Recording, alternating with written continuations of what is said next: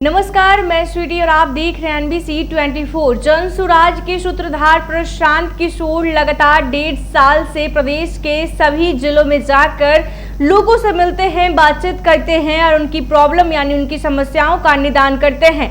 ऐसे में जैसे ही समय और 2025 विधानसभा चुनाव का आ रहा है वैसे ही सूत्रधार प्रशांत किशोर जो है काफी एक्टिव दिख रहे हैं। आपको बता दें कि जब भी वो जनसभाओं को संबोधित किया है तब उन्होंने पीएम नरेंद्र मोदी को लेकर हमला बोलते आए हैं। आपने भी जैसा देखा होगा, क्योंकि हमेशा प्रधानमंत्री नरेंद्र मोदी को लेकर वो हमलावर रहते हैं और वो जैसे ही प्रधानमंत्री नरेंद्र मोदी तीसरी बार शपथ लिए पीएम पद का, तब से ही लगातार जनसुराज के सूत्रधार प्रशांत किशोर जो है सवाल उठा रहे हैं कि आखिर 10 साल के कार्यकाल में देश के प्रधानमंत्री नरेंद्र मोदी ने बिहार में क्या विकास किया, ये तो देख ही रहे हैं आप लोग। क्योंकि जिस तरीके से वो बात कर रहे हैं कि महाराष्ट्र और गुजरात तमाम जगह जाते हैं और वहां पे हमेशा विकास कर रहे हैं, लेकिन बिहार में सिर्फ नरेंद्र मोदी वोट के लिए ही आते हैं और बिहार का दौरा करते हैं।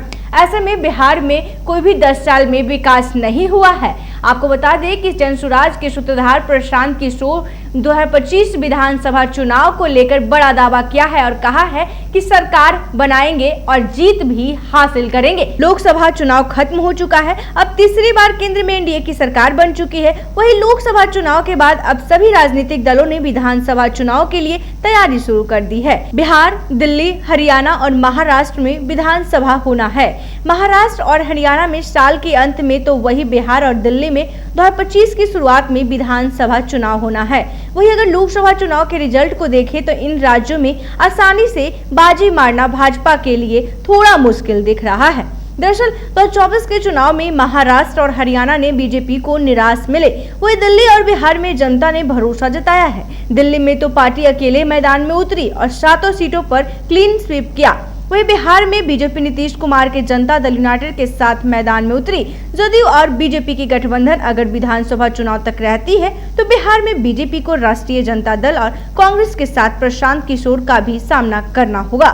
पीके ने यानी कि जनसुराज के सूत्रधार प्रशांत किशोर ने कहा कि अपनी पार्टी को विधानसभा चुनाव में मैदान में उतारने का दावा किया है। बता दें कि प्रशांत किशोर ने घोषणा की है कि 2 अक्टूबर को जनसुराज अभियान को राजनीतिक दल में परिवर्तित कर दिया जाएगा और उसका नाम होगा जनसुराज पार्टी। इतना ही नहीं, उन्होंने जीत का भी दावा किया। प्रशांत किशोर ने कहा कि उनकी पार्टी 2025 में चुनाव जीतेगी। मालूम हो कि प्रशांत किशोर 1.5 साल से पूरे प्रदेश में जनसुराज पद यात्रा पर हैं और लोगों के बीच जाकर उनसे बात कर रहे हैं। इस दौरान वो जनसभाओं में जो बातें करते नजर आ रहे हैं उनमें बीजेपी को टारगेट करते दिखते हैं। सभाओं में वो प्रधानमंत्री नरेंद्र मोदी और गृह मंत्री अमित शाह को बाहरी बताते नजर आते हैं। वही जैसे जैसे बिहार में विधानसभा चुनाव का नजदीक समय आ रहा है वैसे प्रशांत किशोर काफी एक्टिव होते दिख रहे हैं। पीके पीएम मोदी पर शुरू से ही हमला बोलते आए हैं। पीएम मोदी के तीसरी बार पीएम बनने के बाद पीके ने पीएम के 10 सालों के कार्यकाल को लेकर कहा कि 10 साल के राज्य में बिहार का कोई विकास नहीं हुआ। बुलेट ट्रेन गुजरात में बन रही है, फैक्ट्री और रोजगार महाराष्ट्र में, गुजरात में आ रहा है। इतना ही नहीं, उन्होंने ये भी कहा कि पीएम मोदी सिर्फ वोट मांगने के लिए बिहार आते हैं, वरना गुजरात और दूसरे राज्यों के ही दौरे करते हैं। वही अब पीके 2025 में विधानसभा चुनाव में अपनी पार्टी को उतारने के लिए तैयार हैं। पीके ने 2015 के बिहार विधानसभा चुनाव में रणनीतिकार के रूप में कांग्रेस, जदयू और राजद के गठबंधन के लिए काम किया था। इस दौरान उन्होंने बीजेपी और पीएम मोदी अमित शाह पर जमकर निशाना साधा था, जिसका असर ये हुआ कि 2015 में बीजेपी को बिहार में नुकसान उठाना पड़ा। राज्य की 243 विधानसभा सीटों में से बीजेपी ने 53 जीती और एनडीए के खाते में 58 सीटें गई थी। ऐसे में महागठबंधन ने 178 सीटें जीतकर सरकार बनाई थी। गौरतलब हो कि प्रशांत किशोर जानते हैं कि जाति के नाम पर पड़ने वाले आरजेडी के वोट को काटना आसान नहीं और न ही नीतीश कुमार के वोट को, इसलिए वो बीजेपी के वोट बैंक में सिंधमारी करने की कोशिश कर रहे हैं। वो यह पीके के दावे कि 2025 में उनकी सरकार बनेगी कितने हद तक सच होती है ये तो वक्त ही बताएगा। तो आपको बता दें कि जनसुराज के सूत्रधार प्रशांत किशोर करीब 1.5 साल से पदयात्रा पर हैं, सभी जिलों में जाते हैं, लोगों से मिलते हैं, लोगों की प्रॉब्लम सुनते हैं और कहीं ना कहीं अब जो है उन्होंने अब चुनावी मैदान में उतरने का भी तैयार कर लिया है, क्योंकि जैसे जैसे 2025 का विधानसभा चुनाव आ रहा है वैसे वैसे काफी एक्टिव पीके हैं जो दिख रहे हैं।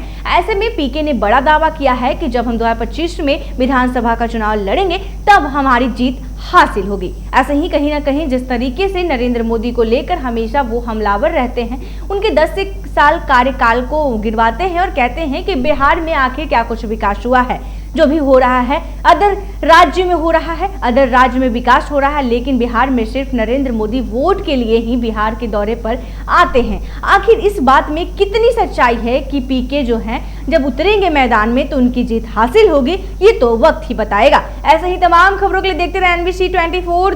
धन्यवाद।